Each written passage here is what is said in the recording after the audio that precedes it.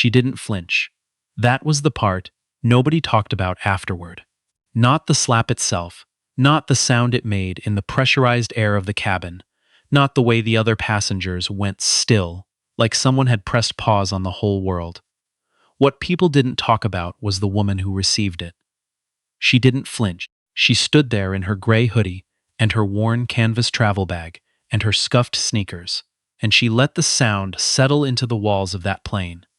And she looked at the flight attendant with eyes that were completely, terribly calm. And by the time the plane landed, she had already made the call. Her name was Desiree Wynn. Nobody on that flight knew it. That was the thing about Desiree. She had spent 23 years building something enormous, and in all that time, she had never learned to look like she owned anything. She wore the same clothes she'd worn in her 20s, back when she was splitting a one-bedroom apartment in Cincinnati with 2 other women and eating rice 4 nights a week because her rent was late and her laptop was dying and the app she'd been coding for 18 months still wasn't finished.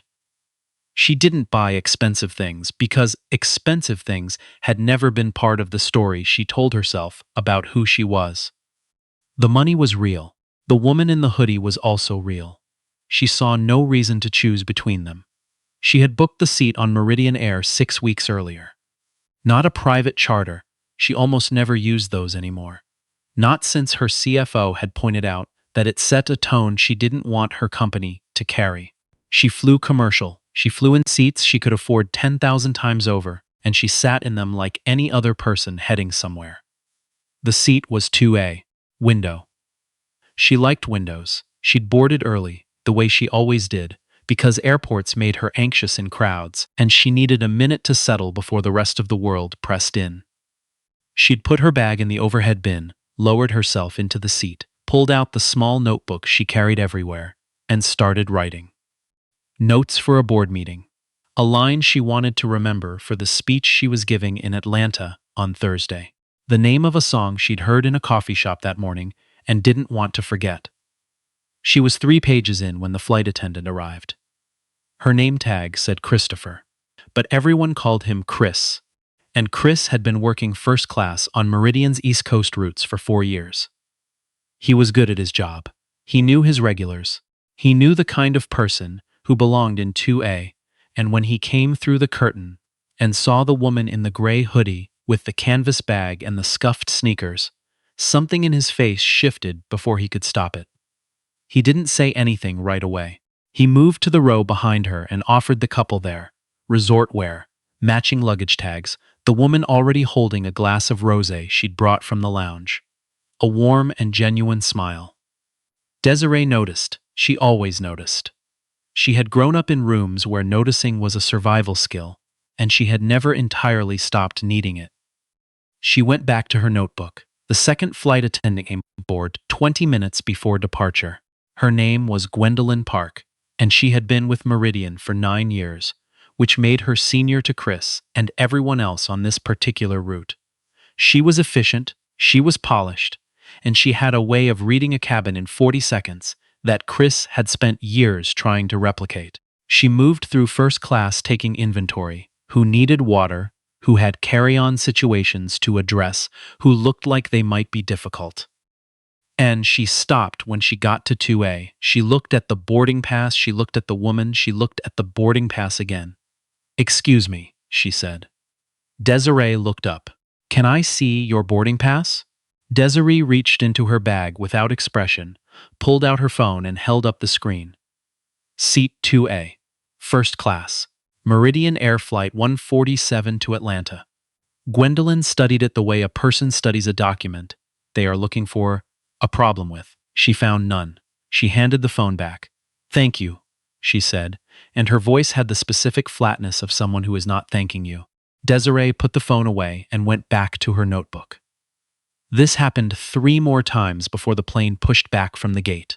First, it was Gwendolyn again, asking whether Desiree needed to check her bag. "Cabin space is limited in first class. We may need to move it to coach storage," despite the fact that the overhead bin above her seat was empty. Then it was a man named Clifford, a gate agent, who had somehow made it onto the jetway to ask whether there had been any boarding confusion and whether Desiree had meant to board this particular flight. Then it was Gwendolyn one more time, with a form that Desiree had never in her life been asked to fill out. Something about carry-on declaration for items over a certain value, which Desiree was fairly certain was not a real form, because she had flown 412 times in the last decade and had never seen it. She filled it out anyway. She wrote her name in careful block letters. She handed it back. Gwendolyn took it and walked away without saying anything.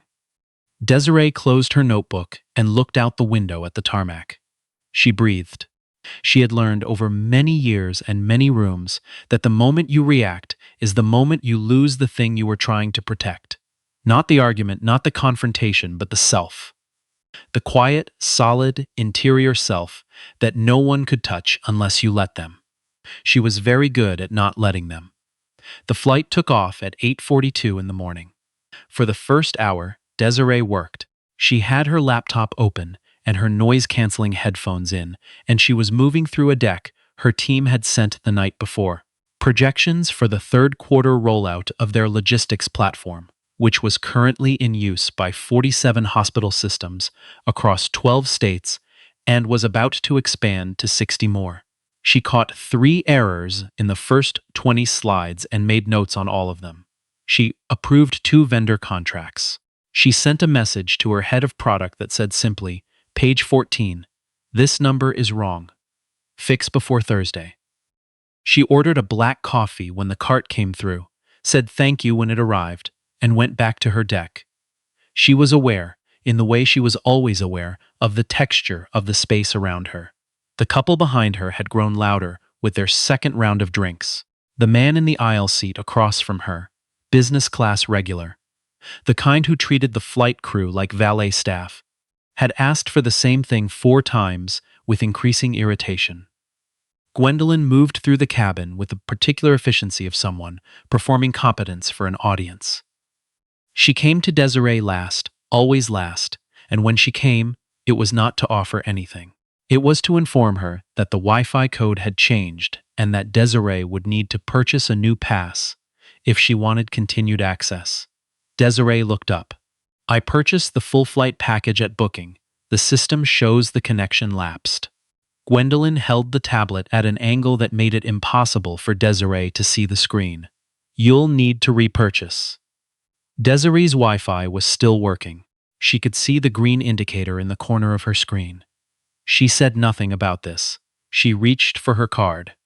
"We only accept Meridian Miles or the Meridian credit card for in-flight purchases," Gwendolyn said. "I have a Meridian credit card. That card."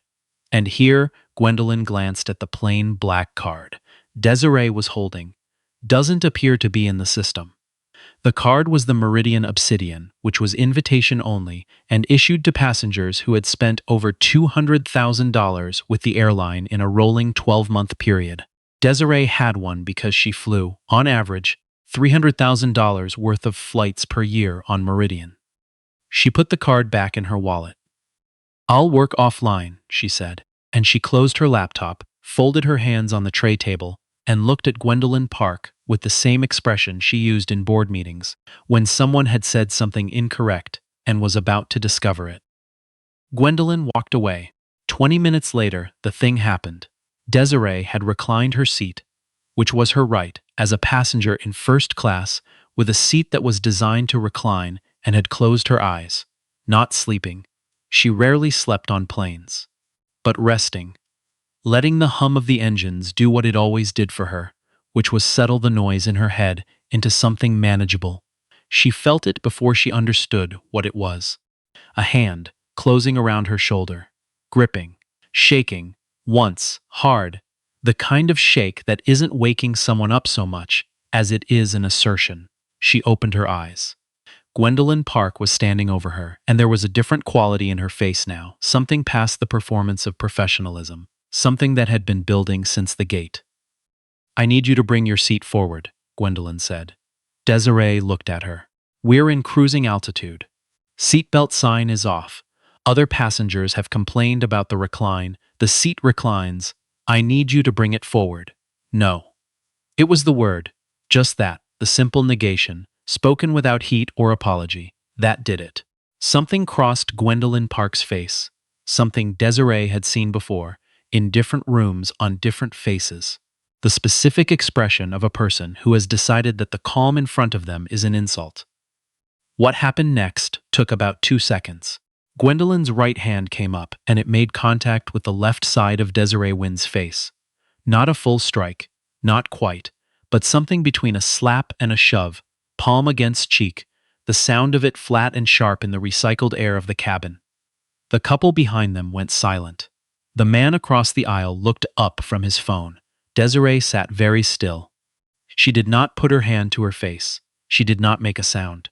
She looked at Gwendolyn Park with those same calm eyes, and she felt, beneath the surface of everything she was showing, something she had not felt in a very long time.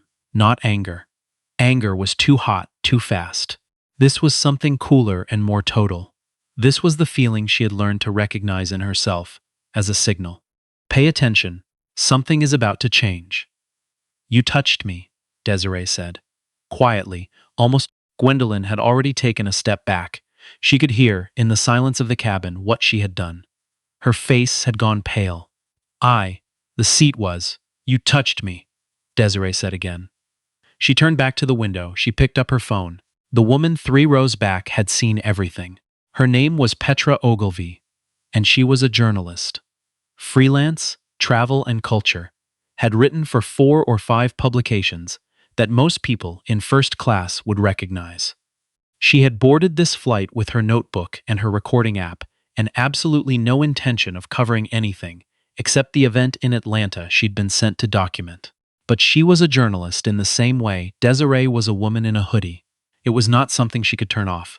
She had her phone up before the sound had finished reverberating. She had not recorded the slap itself. She hadn't been ready. But she had caught the aftermath. Desiree, motionless, composed, face turned toward the window. Gwendolyn, 2 steps back, color draining from her face. The cabin, frozen. She didn't post it. Not yet. She was a journalist, not an instigator. She wanted to understand what she had watched before she decided what to do with it. She leaned forward, toward the man in the aisle seat ahead of her. Did you see that? He had. He said so.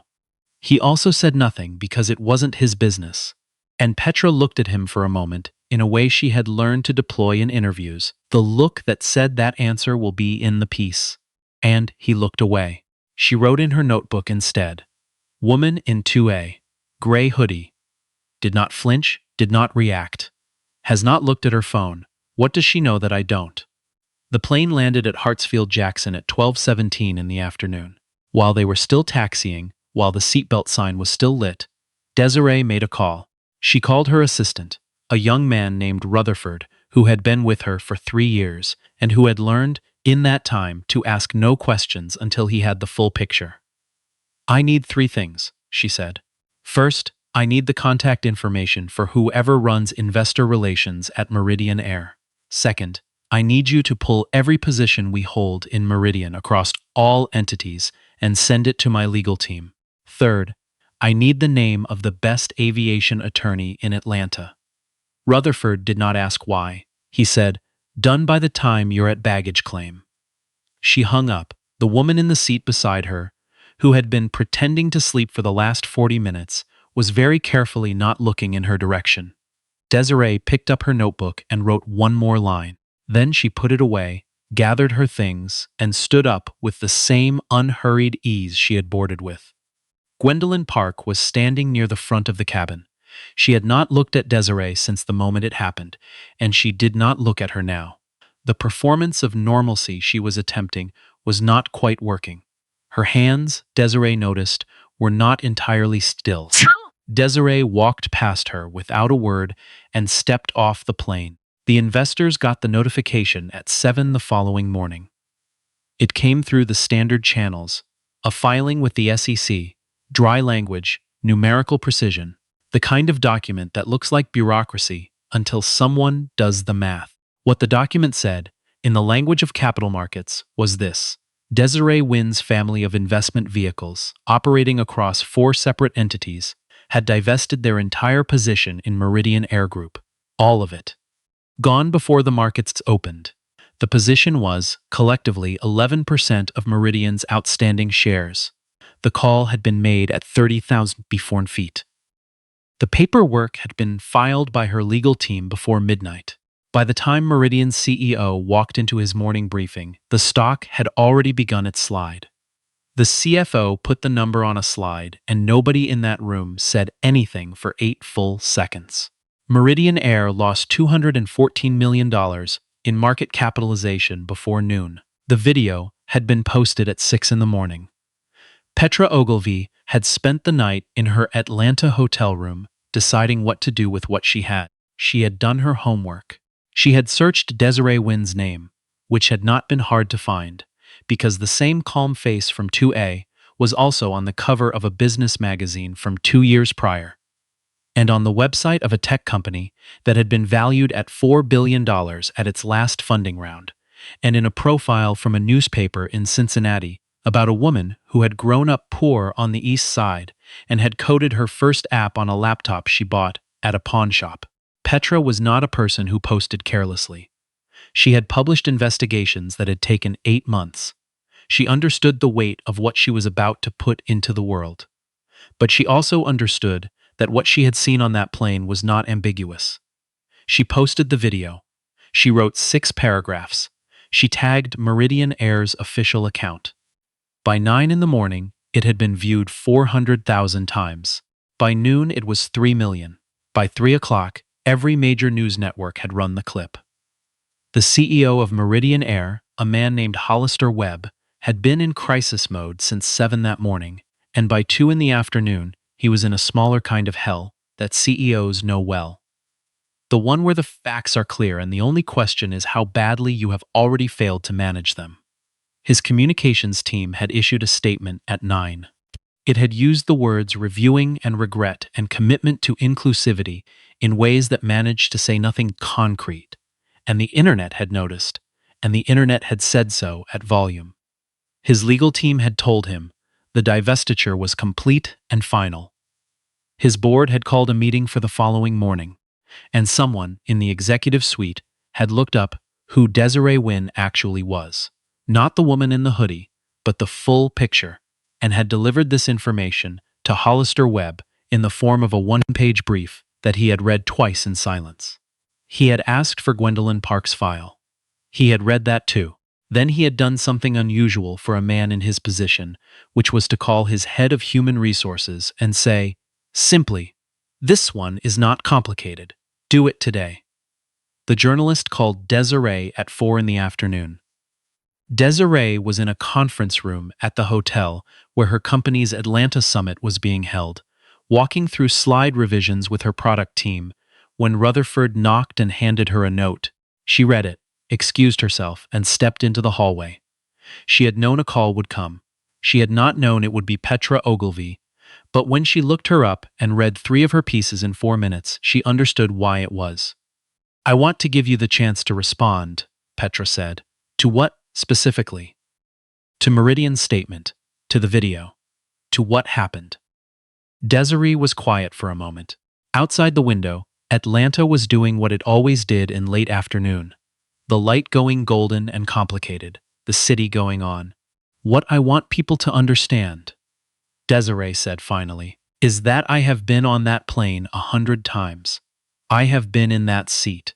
And the question of whether someone is treated with basic dignity should never depend on them proving who they are. It should never take a stock filing, or a headline, or a net worth disclosure. It should start from the moment one person looks at another and decides how to treat them." She paused. "That's the thing that failed on that plane. Not just the flight attendant. The whole system that made her think it was acceptable." Petra wrote it down.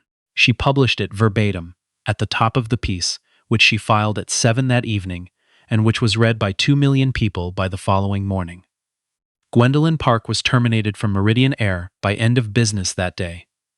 Chris, the other flight attendant, was placed on administrative review.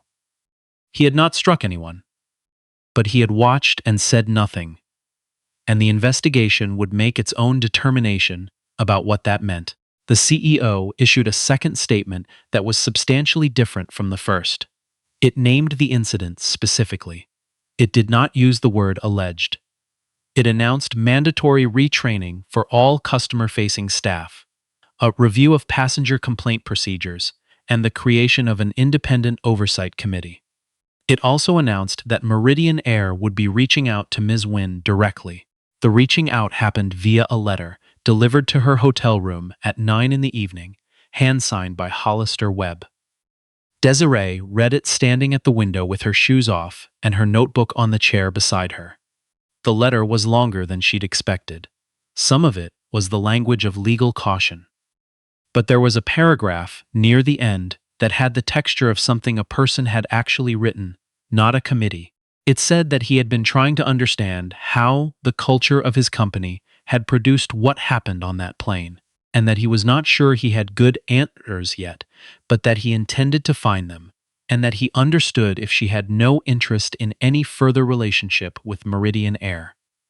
She folded the letter and set it on the windowsill. She did not respond that night.